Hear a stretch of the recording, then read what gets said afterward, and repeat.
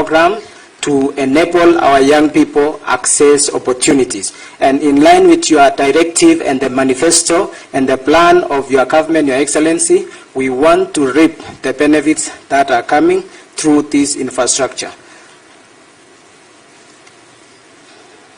So, Your Excellency, one of the things that comes out, we look at our population structure, is there is a strong future for our country. And one of the things is, how do we make Kenya the tech talent of the world? How do we make returns or incomes from our tech talent one of our key enablers for our economy?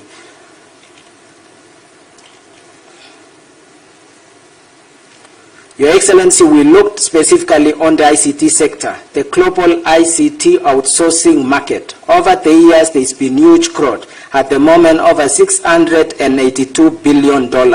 And this is in 2027, currently over 526. We think Kenya can get a big share of these opportunities.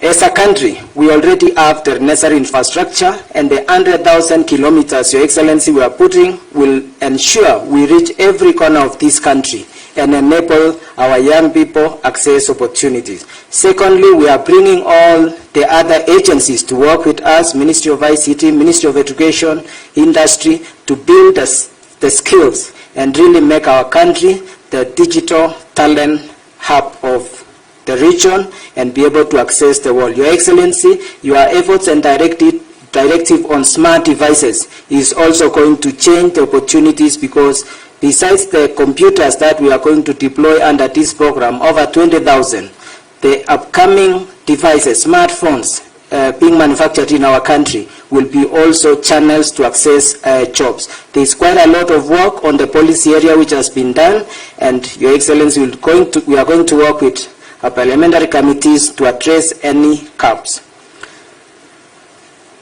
So, Your Excellency, the dream of the Silicon Savannah is going to come through, because PPO, or business outsourcing, is one of the things highlighted there. IT-enabled services is also one of them.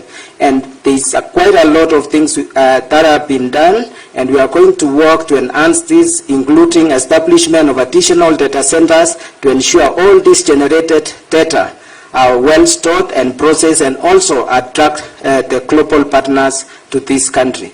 There are many programs our government has already put in place to address the skill capabilities, and this is what we are going to enhance, Your Excellency. And also in terms of infrastructure, there is quite a lot that has been done, and this program is going to add into that. The new skills, like what you saw, Your Excellency, is on areas of artificial intelligence, software development, and technical support. And this is where we think as a country there is opportunity for us to grow and open opportunities of 1 million jobs within the next 3 years. Between 2 to 3 to the next 5 years, we can open opportunities of 1 million jobs. And when we look using examples, real examples that you saw earlier on, Your Excellency, with those figures of $200, and it's in foreign currency, it's going to really be impactful to our country. And besides the remittance, we have another potential impact our country through these outsourcing jobs.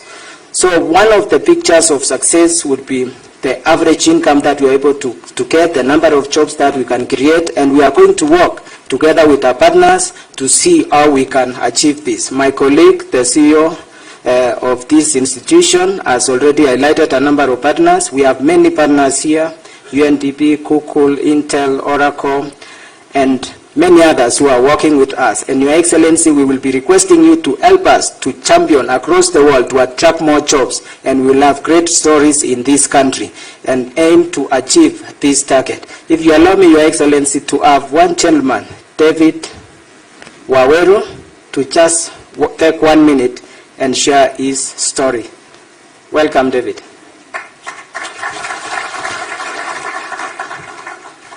Nimetoka Nakuru kwa kampuni inaitwa Lish, na kwa hiyo mimi nafanya online jobs. So before niingie kwa kazi ya online job, nilikuwa nafanya kazi kwa supermarket. Kwa hiyo kazi ya supermarket nilikuwa nalipwa 9k a week, a month. So nikaamua sasa kuingia job ya online. So time niliingia job ya online, si tunalipwa kwa per week. So per week nilikuwa nalipwa 10,000 per week, wiki moja. So nikajiuliza iko haja gani sasa niendelee na kazi ya supermarket na nalipwa 9,000 mwezi mzima. So nikaamua kufocus na hii kazi ya online mwezi mzima. Hizo ni wiki 4, Mr. President. So nitakuwa nikipata 10, hiyo ni 40k. Sio niko mbele. So from that, so nimefungua ka business kangu, niko na shop na nauza mayai kutoka kwa hiyo kazi ya online. So naona nimeandika msee hapo sasa. So mimi kulingana na mimi tukiweza pata lab ka hizo dhao Kenya mzima, at least sisi ma youth tutakuwa tumepata kazi. So unaona? Alafu bottom up utakumiaza na sisi. Thank you. Thank you, David. And he has 2 lines of incomes at his age. The next one is Diana Sawe. Welcome.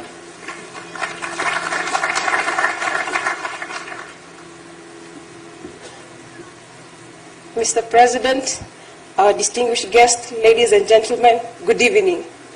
I'm also here to share my story on how the digital space has changed my life. I come from a single-parented family where it's just me and my mom. She has been working as a matatu tout for the past 20 years to take me to school. I graduated from the university in 2020, and unlucky for me, I could not secure a job in the field that I had taken as a course. So I stayed at home for more than 6 months, and the only jobs that I could do was washing dishes and clothes for people who would pay me 100 shillings or 200 shillings a day, and that's how I survived for the past 6 months.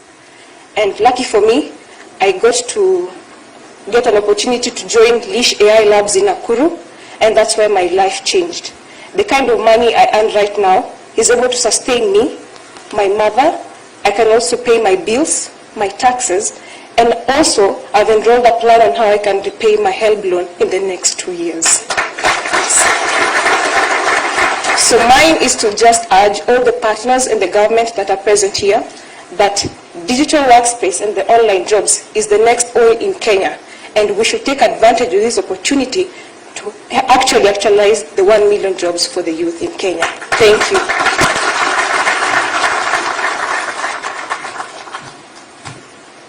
Your Excellency, when we heard these stories, it was quite moving, and we actually recheck whether it's true, and we are impressed and report that these are true stories. There are 300 of them in one hub in Nakuru, working 24 hours at a shift of 8 hours each. And I'm told there are about 15,000 already working. And if we move these to about 1 million, it will be quite impactful to our country. We've worked with UNDP and other partners to do the country's innovation ecosystem, and we'll be launching that report later. And this program answers one of the gaps that we've identified. Your Excellency, it's now my time to invite our CS Eliud Awalo to make his remarks, and later invite CS Ezekiel Machoku, CS of Education, and we'll continue with the program. Welcome, Waziri.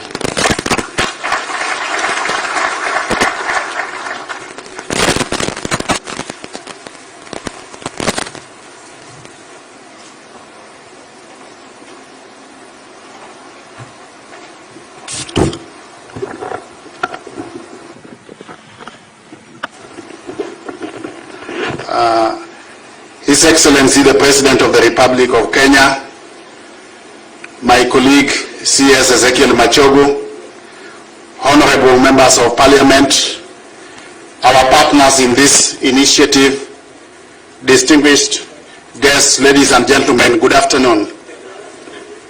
Allow me first of all thank Konza for conceptualizing and rolling out this initiative. I also want to thank the partners with whom we have worked on this initiative, starting with the UNDP, the Kabete Polytechnic, Thunderbird, and others, without whose integral input we would not have gotten to this level today. Your Excellency, this is just about one of the many interventions that the Ministry of ICT and the Digital Economy is rolling out in line with your vision of an empowered and digitized Kenyan society. Your Excellency, you have given us and outlined a very ambitious vision, through which you envisage that within the next few months, we should be able to digitize all government records and also digitalize all government services.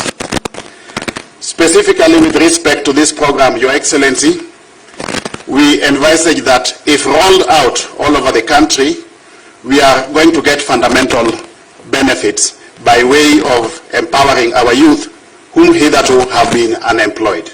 So in terms of integral benefits of this initiative, Your Excellency, one, we are going to create, to be able to get digital skills for our youth. While leveraging on those digital skills, we will create digital jobs. Through the digital jobs, Your Excellency, we are also able to enable our youth to multitask so that perhaps they could be doing certain jobs during the day and then the online jobs in the evening. And by way of that, Your Excellency, we are moving towards turning Kenya into a 24-hour economy, Your Excellency. We also envisage that through this initiative, we are going to be able to facilitate enhanced entrepreneurship and also partnership with the local communities and leadership to enable us move towards our vision of an empowered and digitalized Kenyan society, Your Excellency. With those many remarks, may I call upon my colleague, Honorable Ezekiel Machogu, to make a few remarks.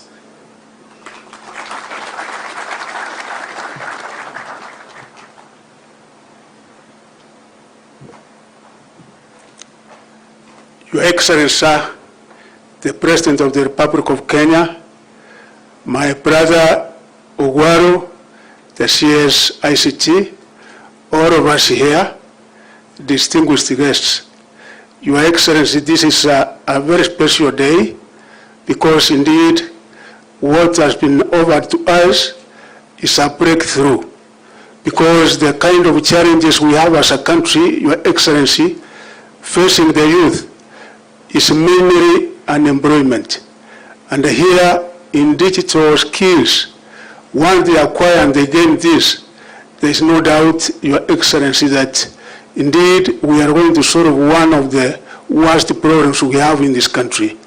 Your Excellency, we have 238 technical and vocational institutions in this country.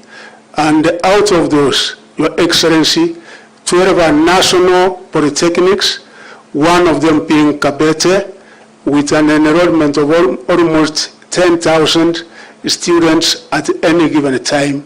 And now, Your Excellency, as of now, because we had others living here once they did their exams last month, to the tune of 2,846. And as of now, we have 7,756. And Your Excellency, one area that we want to give you an assurance is that indeed we have to have these laboratories, these workshops in each and every part of the country. Indeed, that should be the target, that should be the objective, such that this particular opportunity is in each and every part of the country, because as of now, I think we can say we have not covered even 2-3%. So once we cover at least, even if it is 50%, then accessibility all over the country will be available, and there is no doubt that as a country, this will not only contribute to wealth creation, but also job creation, because our youth sometimes, they go seeking jobs which are not available. Your Excellency, with those remarks, I undertake my ministry that we will be able to cooperate very, very closely with the means of ICT and other development partners, so that we are able to provide the required infrastructure to all those other remaining ICT, to all those other remaining TVET institutions. Thank you, Your Excellency.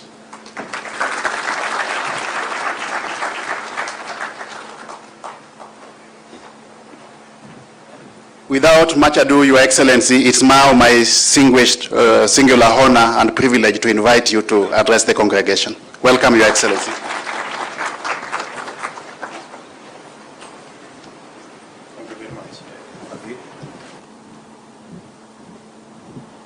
Thank you very much. Let's take our seats, please. Asanteni sana.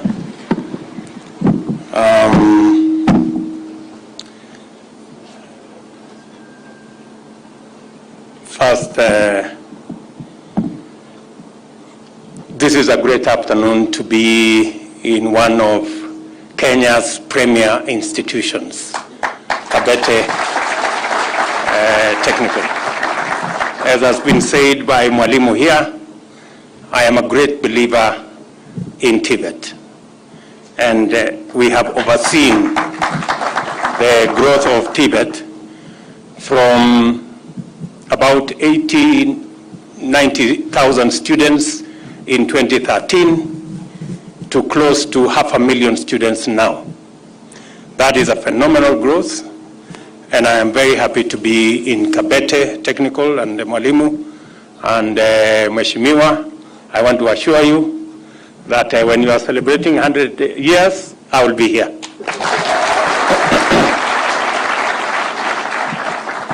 Because the government of Kenya recognizes the crucial role of technology in accelerating the country's economic transformation agenda, and specifically the digital economy. The digital economy will drive economic growth and job creation, especially for the youth and in this century. Consequently, the government is determined to establish a robust ICU-driven economy powered by ICT infrastructure to meet the needs of the 21st century society as we drive our development. This is why the government of Kenya has set out a plan to ensure universal access to internet and broadband solutions driven by a robust optic network backbone that we are calling the digital superhighway. As you're all aware, when we went across Kenya to listen to Kenyans, many young people spoke about the digital economy. They wanted to be connected to the internet. They wanted to explore opportunities in the digital space. And that is why the government of Kenya is going to roll out another 100,000 kilometers of fiber optic.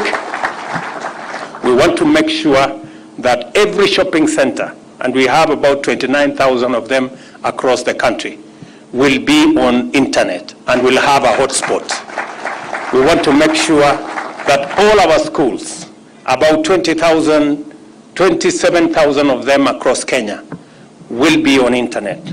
And we also want to make sure that every home, and we have 8.5 million homes that today are connected to electricity. We also want to lay our fiber network on the Kenya Power transmission lines. So we want 8.5 million homes that are connected to electricity to equally be connected to the internet. And that is the reason why we are rolling out that program, so that we can give more young people the opportunity to explore opportunities in the digital space and the digital economy, to have access to the internet, and also to make sure that bundles are cheaper, and therefore more Kenyans can access that space. We are committed to enhancing the last mile connectivity. That's what I just said. That's the last mile connectivity. And we will deliberately put in place strategies to facilitate access to low-cost internet-ready devices to enable more Kenyans to participate in the digital economy. I want to thank Konza City for what they are doing to our Tibets. I am informed that 20,000 gadgets and computers will be made available to all our 240 almost Tibets across Kenya. That will give students in our Tibet institutions the opportunity to interact with the internet and to learn as they work and as they train, so that we can bring them on board the digital economy. when I saw what I see behind me here, many people were wondering what was this whole story about the wheelbarrow.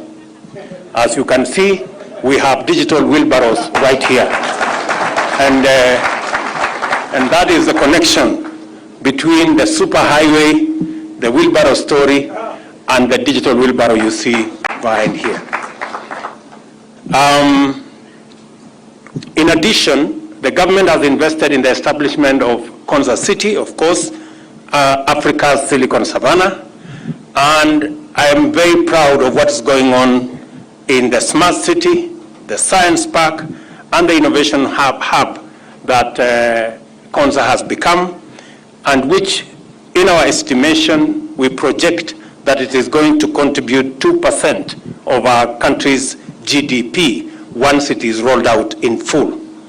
The bulk of online work is created by companies based in the largest economies of the world, but most of the work is done by people living in developing countries in Asia, in Africa, and in Eastern Europe. Already, thousands of Kenyans are working online, as you have heard from the two great Kenyans who spoke here earlier. There are approximately 40,000 Kenyans registered on Upwork, the leading freelance platform.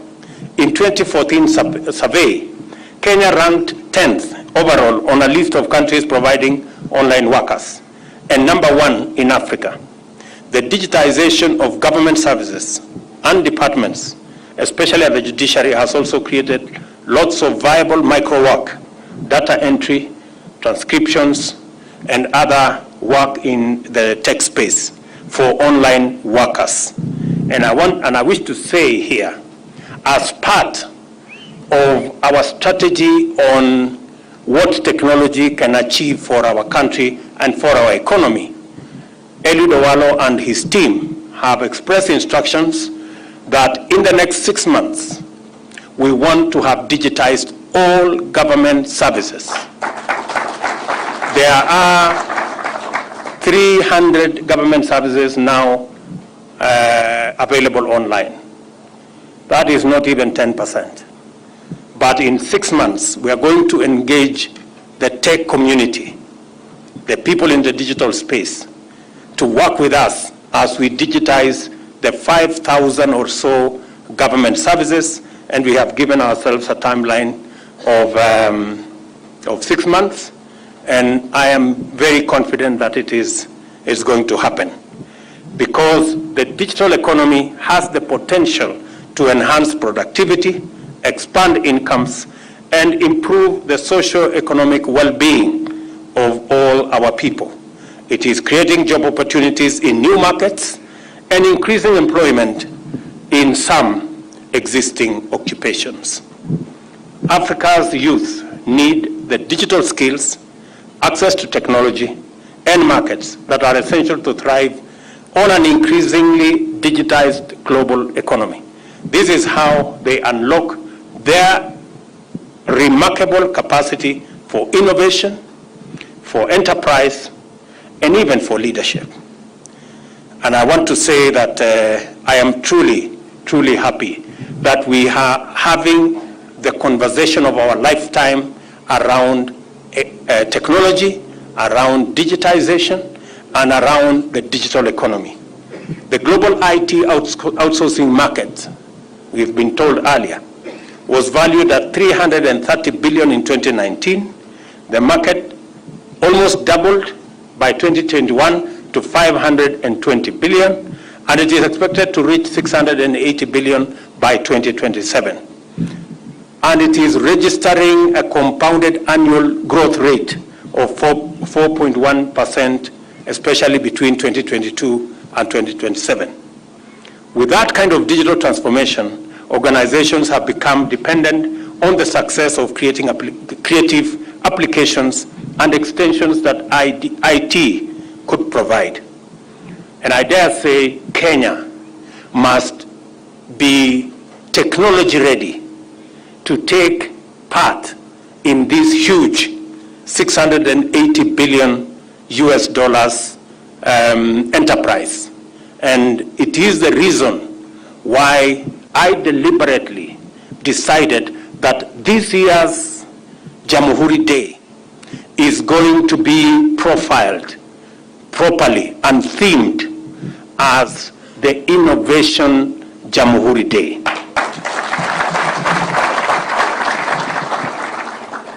And I have, instead of inviting the usual people who we invite, I have decided that I am going to invite our technology leaders worldwide, from Facebook, from Google, so that we can share with them and they can share with us the opportunities that exist in a world that is increasingly becoming a digital world.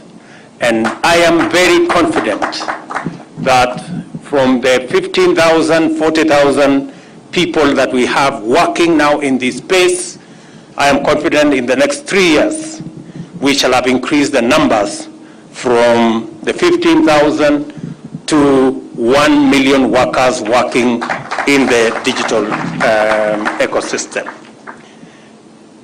Kenya is well placed to take advantage of the growth in the digital economy because we have many factors that align with the requirements of the digital global workforce. These include a very youthful population, an educated nation, and we have over 800,000 young people completing high school every year, and an emerging robust internet connectivity at 80% with 48% with approximately 47 million mobile subscribers. That is not the case in many parts of the world. We are one of the most tech-savvy and internet-ready countries anywhere in the world. Our training institution produce very well-skilled and creative youth ready to take up digital opportunities every year. A case in point is Kabete Technical Training College, and over 1 million young people enter the labor market every year. The youth population in Kenya is a national asset. They have the necessary resources and skills to drive economic growth. They have the ability, the energy, and the knowledge to make a difference to the socio-economic trajectory of our nation. What they require from government and the private sector is an enabling environment that maximizes their assets, agency, access to services, and opportunities. The Ministry of ICT and the whole of government approach is fashioned to make sure that we tap into this new opportunity.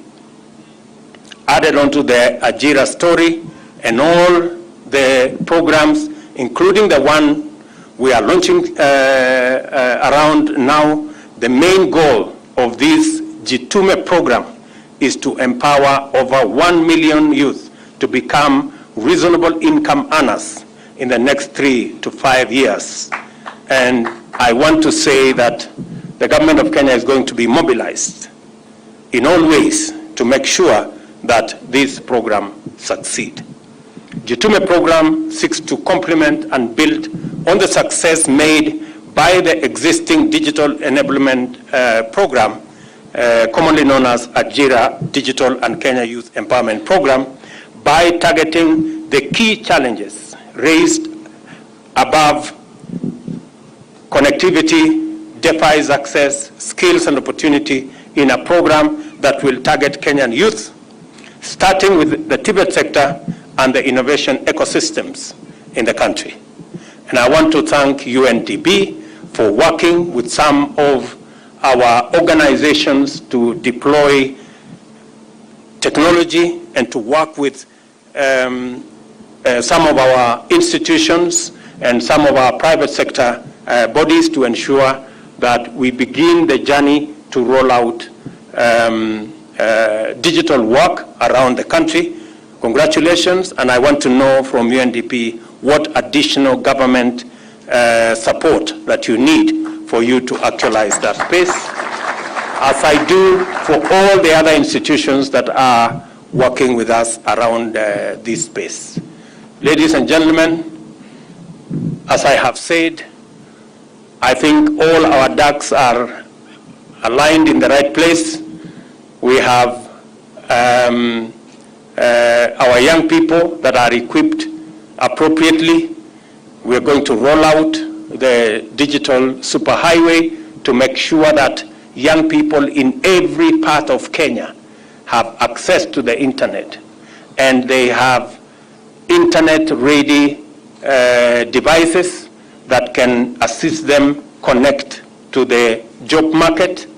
And I look forward to working with all the other institutions and all sectors of our society so that we can actualize the 1 million young people on the digital space working globally from home.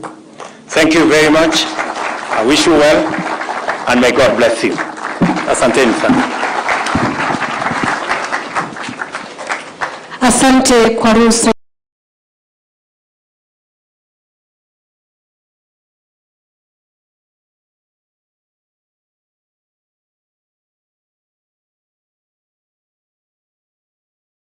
yako Mheshimiwa Rais, naomba tafadhali